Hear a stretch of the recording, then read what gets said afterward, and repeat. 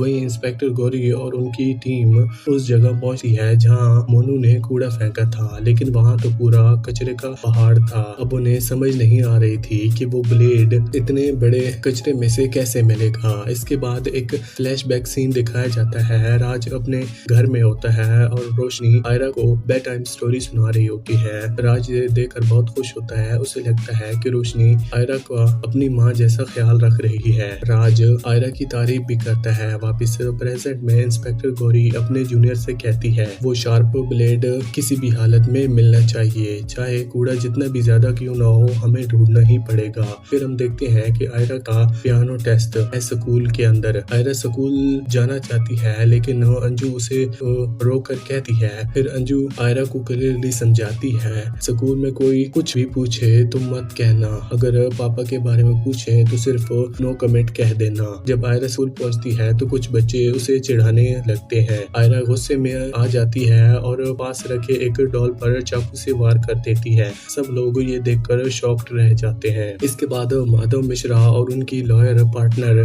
Doctor हर्ष से मिलने जाते हैं जो आयरा का थेरेपिस्ट है। वो उससे ये समझने जाते हैं कि क्या 13 साल की आयरा इतना अग्रेशन दिखा सकती है कि क्या वो किसी का मर्डर भी कर सकती है, लेकिन डॉक्टर हर्ष का कहना होता है कि नहीं, आयरा बिल्कुल भी ऐसा नहीं कर सकती। वो इमोशनल जरूर है लेकिन मर्डर वो तो इम्पॉसिबल है। वहीं एडवोकेट लेखा जो इस केस में ओपोनेंट लॉयर थी अपने सीनियर लॉयर के पास जाकर सब डिटेल्स बताती है। लेखा एक सीनियर लॉयर के पास जाके उसे कहती है कि मैं चाहती हूँ कि मैं ही माधव मिश्रा के सामने ये केस लड़ूं। ये केस काफी सेंसिटिव है और मैं ही वो लॉयर हूँ जो उनका अच्छे से सामना कर सकती है। लेकिन अभी ऑफिशियली डिसाइड नहीं हुआ था कि लेखा ही इस केस को हैंडल करेगी या फिर नहीं। दूसरी तरफ हम देखते हैं कि आयरा जब स्कूल से घर आई तो वो बहुत ज्यादा घबराई हुई थी।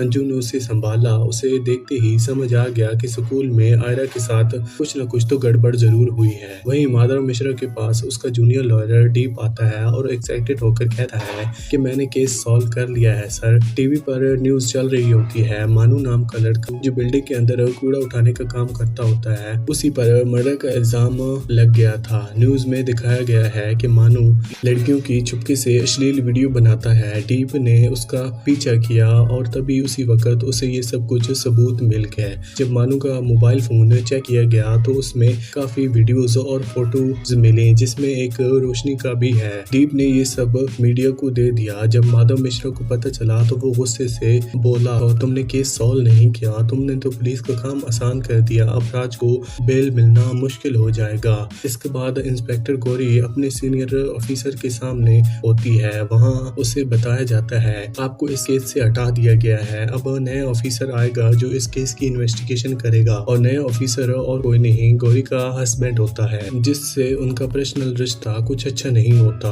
फिर हम देखते हैं गौरी के हस्बैंड को, वो मानू को बुरी तरह से पीटने लगता है। गुस्से में एक गिलास उसकी तरफ फेंक देता है जिससे मानू लेफ्ट हैंड से पकड़ लेता है। तभी सब मर्डर जिसने भी किया है वो तो राइट हैंडेड था, मानू तो लेफ्ट हैंडेड है, तो फिर मानू रियल किलर नहीं हो सकता। तब इंस्पेक्टर गौरी एक वीडियो लेकर आती है जो मानू ने सीक्रेटली बनाई थी। उस वीडियो में दिखता है कि राज और अंजू एक कार में बैठकर एक दूसरे को किस कर रहे होते हैं। और यहीं पर ये सीजन 4 के पहले 3 एपिसोड्स खत्म होते हैं।